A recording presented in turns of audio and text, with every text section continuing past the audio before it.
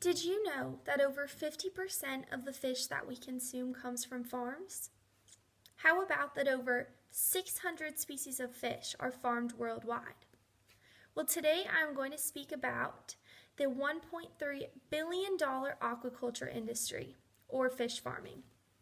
I'm going to cover what it is, how it works, and the benefits and controversies of this growing trend. Now, to understand the significance of the aquaculture industry is to know that the United Nations has projected the population to be over 9 billion people by 2050, and a sustainable protein will be a must.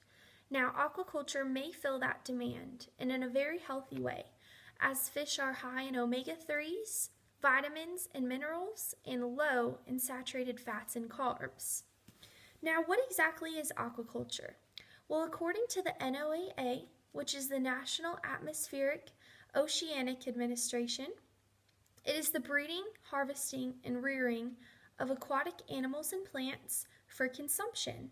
Basically, it's farming done underwater. And there are two types of it, marine and freshwater farming. Marine takes place mainly in the ocean. For example, where your shrimp, clams, oysters, and seaweed would be grown in a farm. And freshwater would be mostly trout and catfish in a pond, for example, or in another man-made system.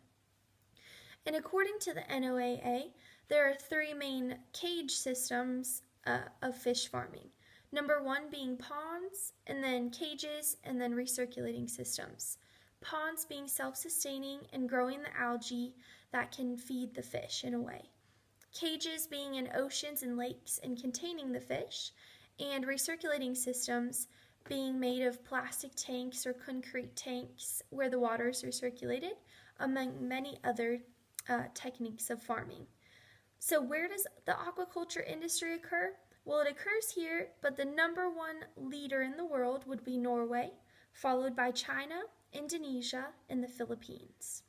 And the most popular types of fish that are farmed are catfish, tilapia, salmon, and tuna, but as I mentioned, there are over 600 other types of fish that are farmed as well. Now we're going to move into the benefits and advantages of this industry.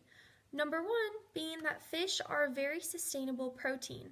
They're very efficient, and according to the feed conversion ratio, which estimates the amount of feed required to grow 1 pound of food, fish are much more efficient than chicken or beef, for example.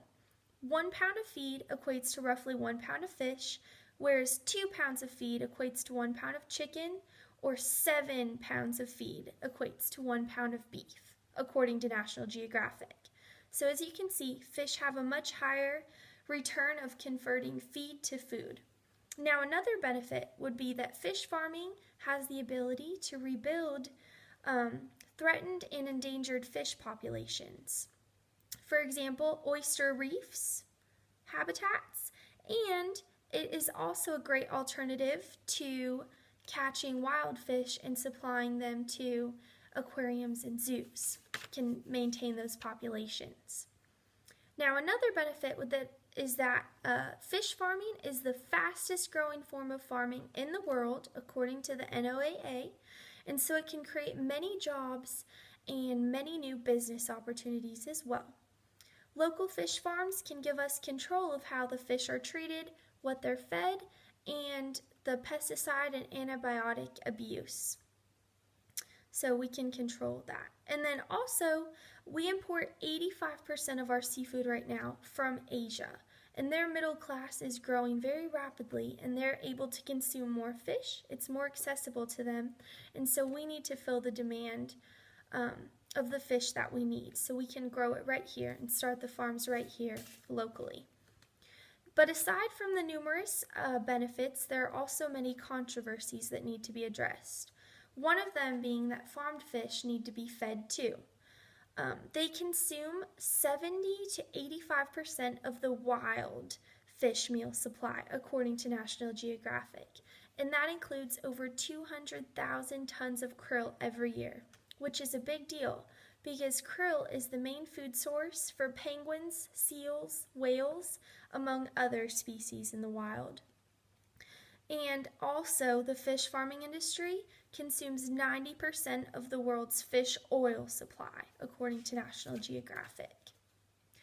Um, Another controversy would be that 90% of these fish farms are located in Asia, where antibiotic and pesticide abuse is very high because a lot of fish are grown in a small enclosure, so they're more susceptible to diseases and sicknesses.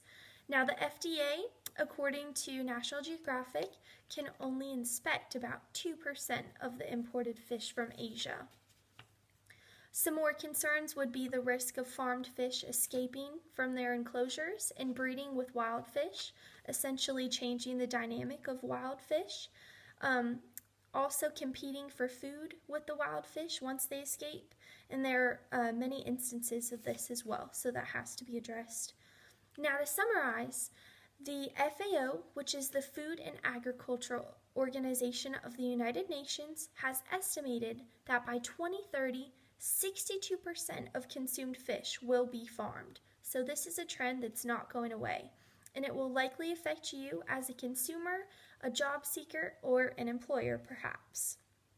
Now we've spoke about what the aquaculture industry is, how it works, and the benefits and advantages. Now that you know more about the fastest growing form of farming in the world, you will surely have a lot to talk about at your next fish dinner. Thank you.